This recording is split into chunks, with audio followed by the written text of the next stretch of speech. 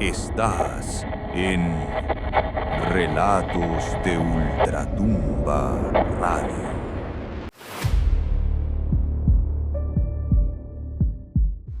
Buenas noches a toda la comunidad. Lo que estoy por contarles es algo que he guardado en el silencio de mis pensamientos por mucho tiempo, intentando convencerme que el cansancio y la bruma de los canales me jugaron una mala pasada. Pero en Xochimilco, el agua tiene memoria y hay deudas que se pagan con el alma. Mi nombre es Mateo. Durante años, mi familia ha vivido del turismo en los embarcaderos.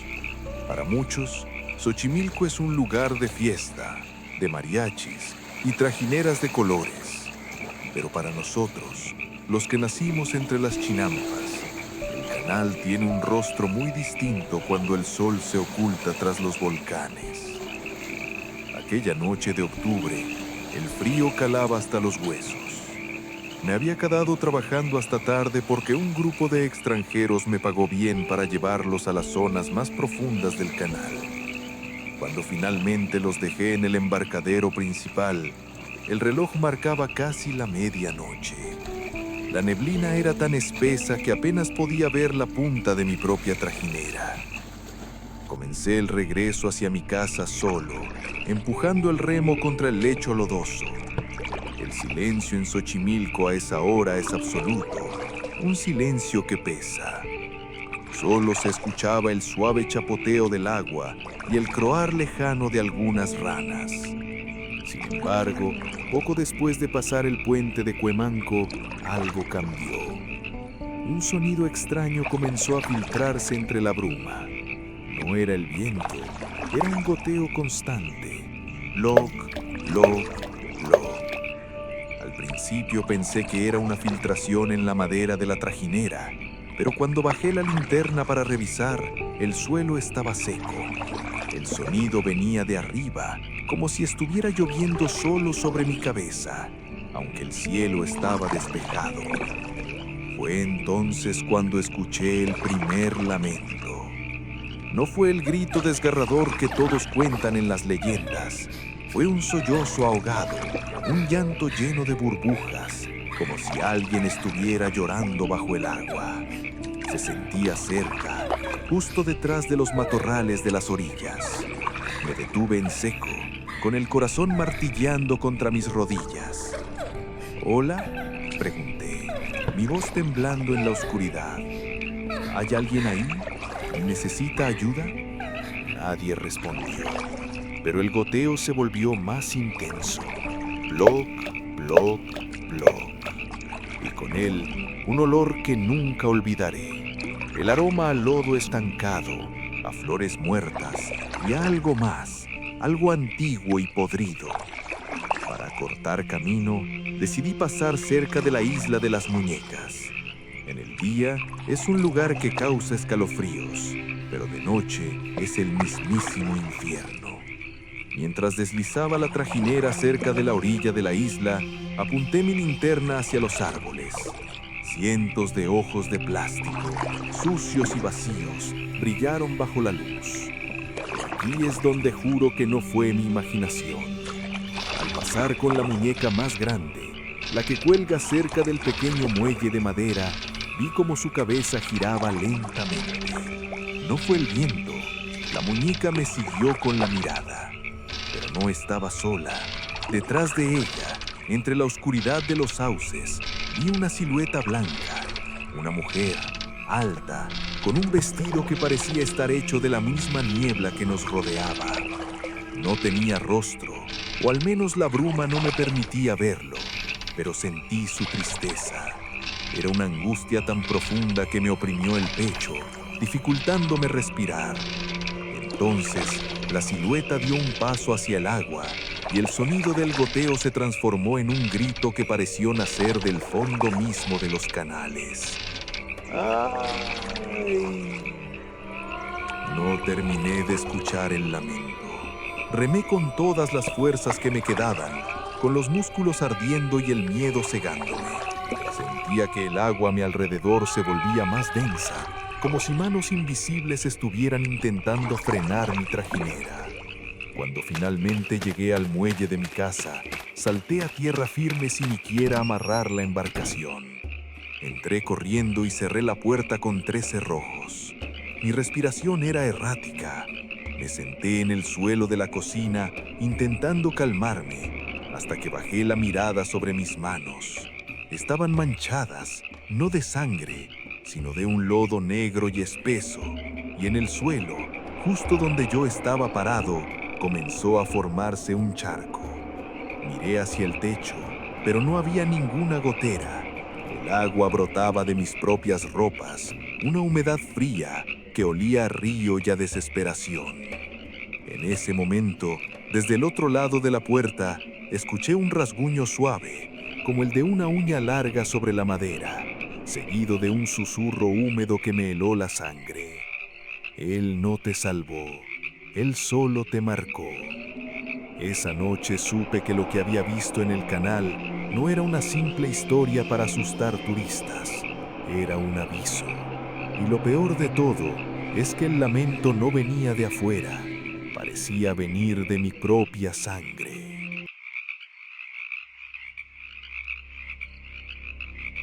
No pude pegar el ojo en toda la madrugada. Cada vez que cerraba los párpados, el sonido del goteo regresaba a mis oídos con una claridad aterradora. Ploc, ploc. Me quedé sentado en la penumbra de la cocina, vigilando la puerta, esperando que esos rasguños volvieran a sonar. Pero el silencio de la noche solo era roto por el ladrido lejano y desesperado de los perros. Esos ladridos que en el campo sabemos que anuncian una presencia que no pertenece a este mundo. Al salir el sol, la bruma no se dispersó por completo. Se quedó flotando sobre el agua como un sudario gris. Salí de la casa con el cuerpo pesado, sintiendo una debilidad que me recorría hasta la punta de los dedos. Lo primero que hice fue dirigirme al pequeño muelle privado donde amarraba mi trajinera.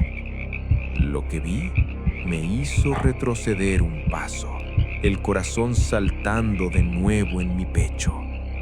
Mi trajinera, que yo había dejado a la deriva en mi huida desesperada, estaba perfectamente amarrada al poste. Pero lo más inquietante no era eso. Sobre la madera húmeda de la cubierta había una hilera de huellas, huellas pequeñas, como de un niño descalzo, marcadas con un lodo oscuro y brillante.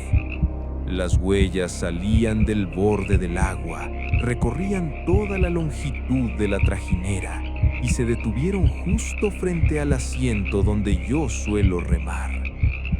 No había nadie más en el canal a esa hora. No había rastros de que algún niño hubiera estado jugando cerca. Eran huellas imposibles, huellas que parecían haber sido dejadas por alguien que emergió directamente de las profundidades negras del Xochimilco. ¡Mateo!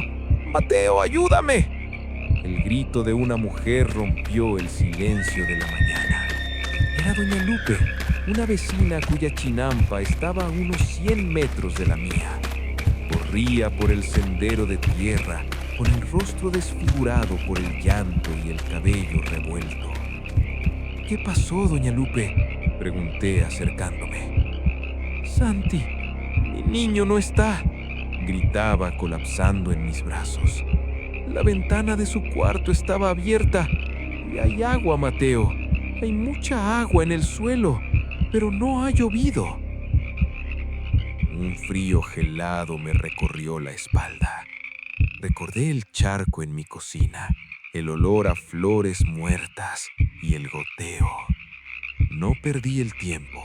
Avisé a mi familia y pronto todo el barrio estaba en pie. Los hombres sacamos las trajineras y los remos.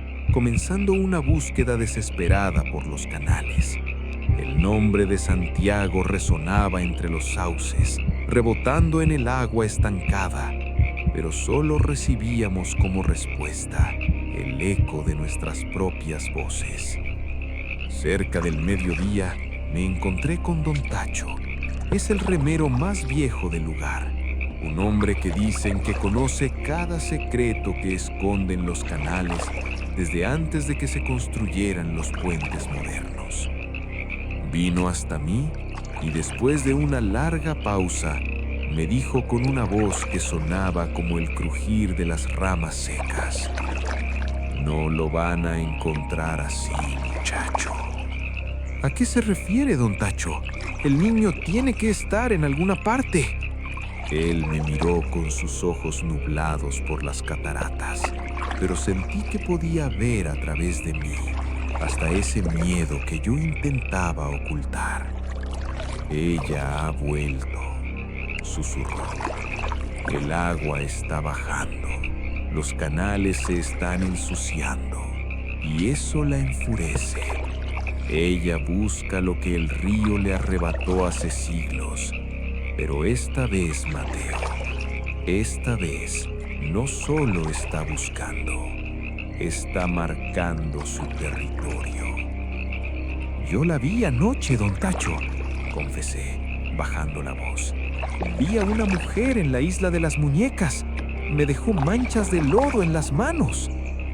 Don Tacho soltó una bocanada de humo y se santiguó. Si te marcó, es porque tienes una deuda pendiente. El lodo negro no se quita con jabón, se quita con justicia o con sangre. El pequeño Santi es solo el comienzo. Ella necesita compañía en su agonía eterna. Regresé a la búsqueda, pero mi mente ya no estaba en el agua. Estaba en la advertencia de Don Tacho. Al pasar de nuevo por la isla de las muñecas, el ambiente se sentía aún más cargado. La neblina parecía cobrar vida, enroscándose alrededor de los árboles. Me detuve un momento, dejando que la trajinera flotara por inercia. Miré hacia las muñecas colgadas, y esta vez no fue solo una la que se movió. Decenas de ellas, con sus rostros quemados por el sol y sus extremidades rotas, parecían inclinarse hacia el canal. Y entonces lo vi de nuevo. El goteo. Plop, plop. Sobre la superficie del agua, justo al lado de mi bote, empezaron a subir burbujas. Un rostro emergió lentamente. No era el de la mujer. Era un rostro pequeño, pálido, con los ojos abiertos de par en par, pero vacíos. Era Santi. Pero antes de que pudiera gritar o estirar la mano, unas manos blancas y largas, con uñas que parecían garras, salieron de la profundidad y lo hundieron de nuevo sin hacer el más mínimo sonido. En el lugar donde desapareció el niño, solo quedó una mancha de lodo negro flotando y un susurro que el viento trajo hasta mis oídos. Una risa que no era risa, sino el sonido de alguien ahogándose en su propia tristeza. Esa tarde, la búsqueda se suspendió. Doña Lupe estaba inconsolable. Yo regresé a mi casa, pero al entrar encontré algo que terminó por quebrarme. En la mesa de la cocina, justo donde mi hermano pequeño, Diego, solía hacer sus tareas, había un pequeño juguete, un carrito de madera que Santi siempre llevaba consigo. El juguete estaba empapado y junto a él una huella de lodo negro, pequeña y perfecta, apuntando directamente hacia el cuarto de mi hermano. Ella no se había conformado con el hijo de la vecina. Ella sabía exactamente quién era yo, y ahora la deuda estaba tocando mi propia puerta. Después de ver aquel juguete empapado sobre la mesa, el aire de la casa se volvió irrespirable. Mi hermano Diego dormía, ajeno al rastro de lodo que se detenía ante su puerta. Pero yo sabía que el tiempo se nos estaba acabando. No podía esperar al amanecer. Sentía una pulsión irracional, como si el mismo canal me estuviera llamando, exigiendo que volviera al agua para terminar lo que empezó. Eran pasadas las 12 cuando regresé al embarcadero. La neblina era ahora una pared blanca y fría que devoraba la luz de mi linterna. Subí a la trajinera con un remo en una mano y un rosario que mi abuela me había dado en la otra. El silencio era sepulcral, roto únicamente por ese goteo que ya no me abandonaba. Plop, plop, plop. Apenas me alejé unos metros de la orilla, vi una figura recortada contra la bruma. Estaba de pie en un pequeño muelle de madera podrida que no recordaba haber visto antes. Era una mujer. Llevaba un vestido blanco, largo y vaporoso, que parecía flotar incluso sin viento. Su rostro estaba cubierto por un velo de encance antiguo, amarillento por el tiempo. Pensé en ignorarla, en remar lo más rápido posible, pero mis brazos no obedecieron. Una fuerza invisible guió la trajinera hacia ella. ¿Necesita cruzar, señora?, pregunté, mi voz sonando como un susurro extraño en la inmensidad del canal. Ella no respondió con palabras, solo hizo un gesto lento con su mano pálida y subió a la embarcación con una ligereza sobrenatural. No hubo el menor balanceo de la trajinera al recibir su peso. Se sentó en el centro, de espaldas a mí, mirando hacia la profundidad de la niebla. Empecé a remar. Con cada golpe del remo, la temperatura descendía. Mis manos empezaron a ponerse moradas y mi aliento formaba nubes espesas frente a mí. El olor a lodo y flores muertas se volvió tan intenso que tuve que cubrirme la nariz. «Hace frío esta noche», dije, intentando romper el hielo del terror que me atenazaba. Nuevamente, el silencio, pero entonces el goteo comenzó a sonar debajo de su asiento. Lo. Miré hacia sus pies, buscando el origen del agua, y fue cuando mi corazón se detuvo. El vestido de la mujer estaba seco en la parte superior, pero de la bastilla brotaba un chorro constante de agua negra, como si ella misma fuera una fuente de río estancado. Y lo más terrorífico, no había pies bajo la falda. El vestido simplemente terminaba en una nada oscura que flotaba a unos centímetros de la madera. El pánico se apoderó de mí. En un movimiento desesperado por mantener la calma, miré hacia el agua, buscando mi propio reflejo para asegurarme de que seguía vivo. La superficie del canal estaba inusualmente tranquila, como un espejo de obsidiana. En el reflejo del agua vi la trajinera, me vi a mí mismo, pálido y tembloroso, y vi a la pasajera. En el reflejo, ella no tenía el velo puesto. Lo que vi no era un rostro humano, era una calavera cubierta por una piel grisácea y húmeda, con cuencas vacías que desprendían un lodo negro. Sus ojos, si es que se les podía llamar así, estaban fijos en mí a través del reflejo. «Mis hijos», susurró. No fue una voz que salió de su garganta, sino un lamento que vibró en el agua, en la madera de la trajinera y en mis propios huesos. «¿Dónde están mis hijos, Mateo?». La mujer empezó a levantarse. Su figura se alargó de forma grotesca. Sus dedos se transformaron en garras largas y afiladas que goteaban ese aceite negro que vi cuando Santi desapareció. El grito que todos conocemos empezó a formarse en el aire, una presión sónica que hacía que mis oídos sangraran. «¡Ay, mis hijos!». El grito fue tan potente que la trajinera se sacudió violentamente. Caí hacia atrás, perdiendo el remo. La mujer se abalanzó sobre mí, su rostro cadavérico a centímetros del mío. Pude ver la desesperación eterna en su mirada, un abismo de tristeza que amenazaba con tragarme. De repente, una luz intensa brilló desde la orilla.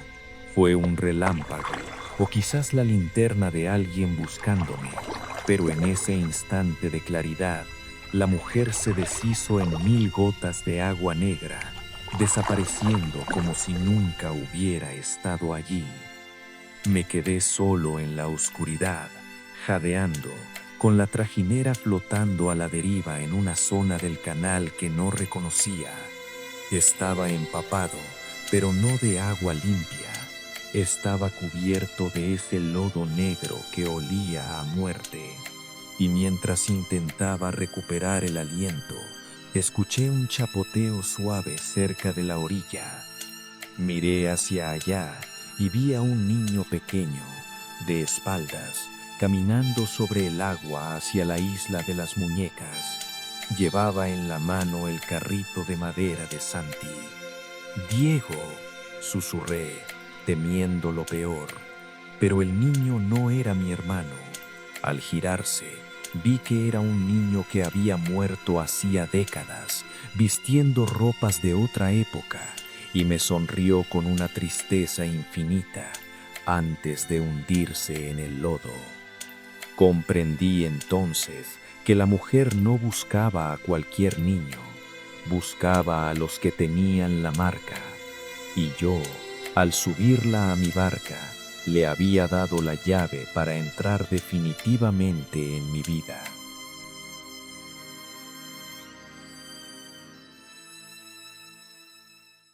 Llegué a casa con el alma rota y el cuerpo cubierto de ese lodo negro que se negaba a desprenderse de mi piel. El frío ya no era solo ambiental. Sentía que el hielo nacía desde mi propia médula. Entré tropezando, dejando un rastro de agua estancada por el pasillo. No encendí las luces. No quería ver mi propio reflejo, temiendo que la calavera de la mujer siguiera allí, grabada en mis pupilas. En la sala, sentada en su vieja mecedora de mimbre, me esperaba mi abuela Elena. Ella no parecía sorprendida de verme en ese estado.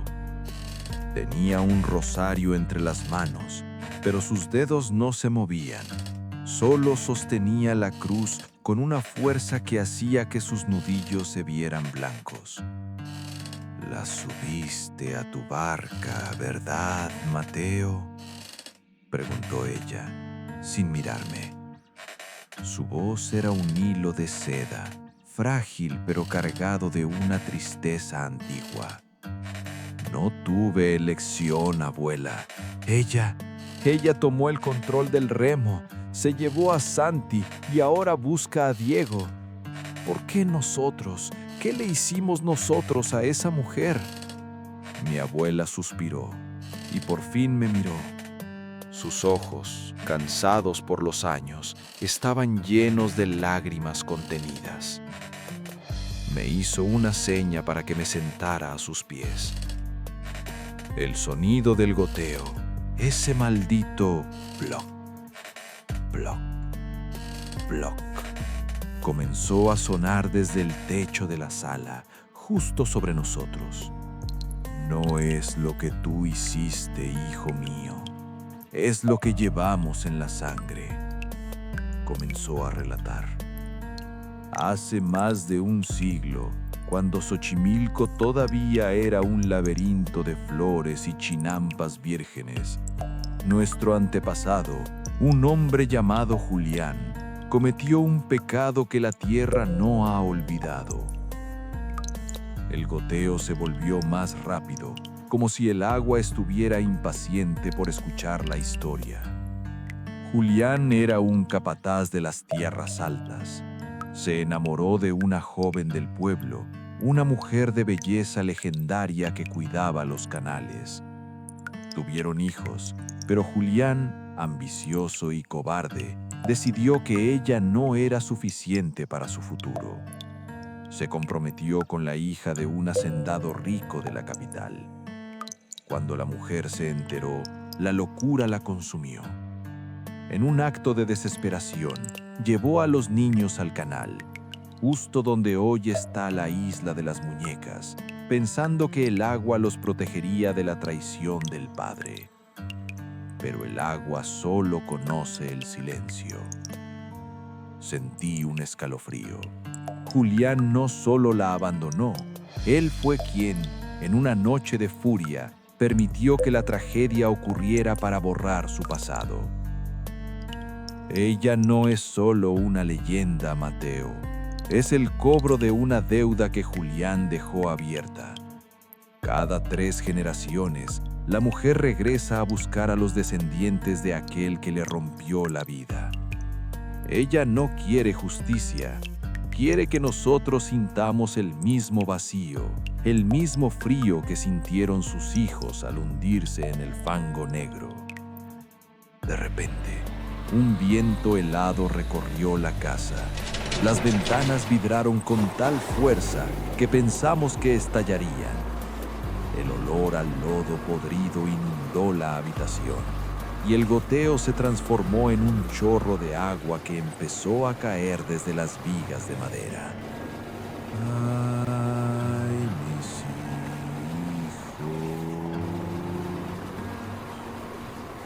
El lamento no vino de afuera. Retumbó en las paredes mismas de la casa, como si la estructura estuviera gritando.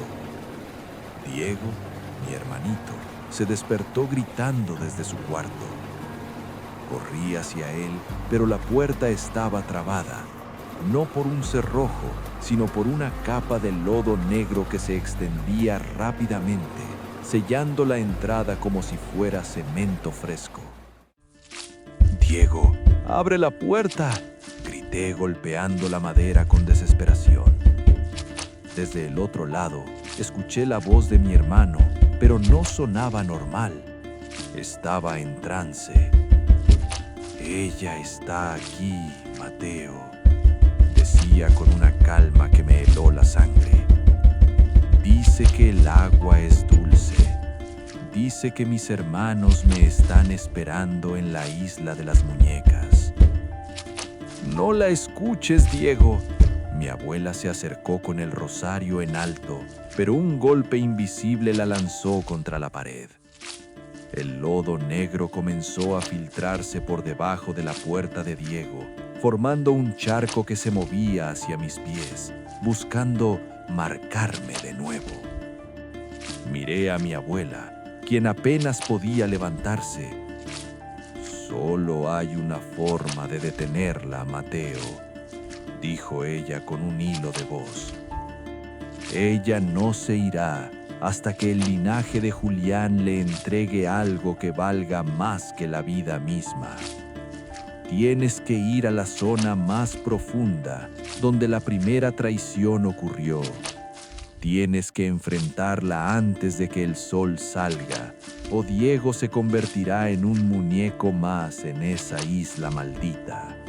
En ese momento, la puerta de Diego se abrió de golpe. La habitación estaba vacía. La ventana estaba abierta de par en par y en el marco solo quedaba una huella pequeña y húmeda y un trozo de tela blanca que olía a río y a siglos de dolor. Me di cuenta de que ya no tenía miedo. El terror se había transformado en una determinación suicida. Tomé mi remo y salí corriendo hacia el canal. Sabía que esta sería la última noche que remaría en Xochimilco. Remé como si mis brazos no fueran de carne, sino de la misma madera vieja de la trajinera. No había luna, no había estrellas, solo una oscuridad líquida que parecía querer tragarse la luz de mi linterna. Al llegar a las inmediaciones de la isla de las muñecas, el goteo se volvió ensordecedor.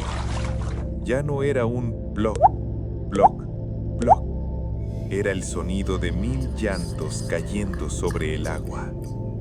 Ahí estaba ella, en el centro del canal más profundo, flotando sobre una bruma que olía a siglos de abandono. Y en sus brazos pálidos, casi transparentes, sostenía a Diego. Mi hermano no se movía. Su piel era blanca como la cera y sus ojos estaban fijos en el cielo vacío. ¡Suéltalo!, grité, mi voz rompiéndose en el aire gélido. La deuda es con la sangre de Julián y yo soy el mayor.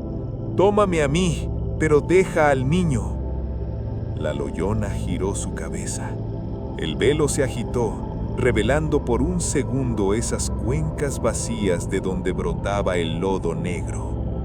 Ella no habló, pero su risa, una mezcla de sollozo y siseo de serpiente, resonó en mi cabeza. Susurró el viento con su voz. Él no conoce la traición todavía. Su dolor será más dulce. Me lancé al agua sin pensarlo. El frío me golpeó como 1000 agujas de hielo y el lodo negro intentó arrastrarme hacia el fondo. Nadé con una fuerza que no sabía que tenía, ignorando a las muñecas de la orilla que parecían estirar sus manos de plástico. Al llegar a ella, la toqué. Su vestido se sentía como agua podrida y su piel era tan fría que me quemaba. En ese momento, vi imágenes que no eran mías. Vi a Julián riendo mientras ella lloraba. Vi el momento exacto en que la esperanza se convirtió en odio en el fondo del canal. Entendí su dolor, pero también entendí que ella ya no era una mujer, sino un eco hambriento.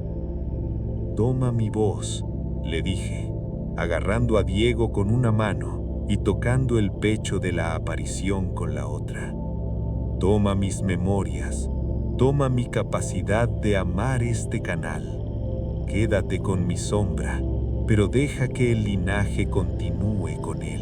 La figura blanca se salió. Un grito desgarrador, el más fuerte de todos, hizo que el agua del canal se elevara en una ola turbia.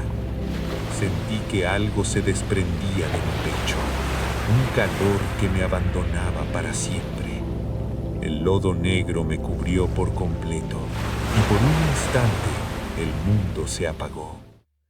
Cuando desperté, los primeros rayos del sol teñían de naranja el agua de Xochimilco. Estaba tendido en la orilla de la isla de las muñecas, empapado y temblando. A mi lado, Diego respiraba suavemente, aún dormido, con el carrito de madera de Santi apretado contra su pecho. El canal estaba en silencio, un silencio real, sin goteos, sin lamentos. Regresamos a casa como fantasmas. Mi abuela nos recibió en silencio, abrazándonos con una fuerza desesperada. Ella sabía, al mirarme a los ojos, que el precio se había pagado. Hoy, Años después, sigo viviendo en Xochimilco, pero nunca más he vuelto a remar de noche. Diego creció y no recuerda nada de aquella noche. Dice que solo fue un sueño feo, pero yo camino por los embarcaderos y ya no siento el perfume de las flores, ni me alegra el sonido de los mariachis. A veces, cuando paso cerca del agua, veo mi reflejo.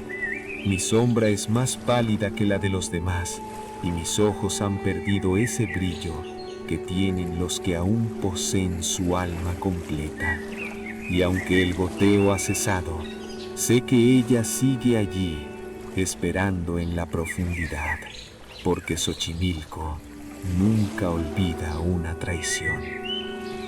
Si alguna vez visitan los canales y sienten que un goteo cae sobre sus hombros cuando no hay nubes, no miren hacia arriba, sigan remando, porque en estas aguas el pasado siempre encuentra una forma de volver a la superficie.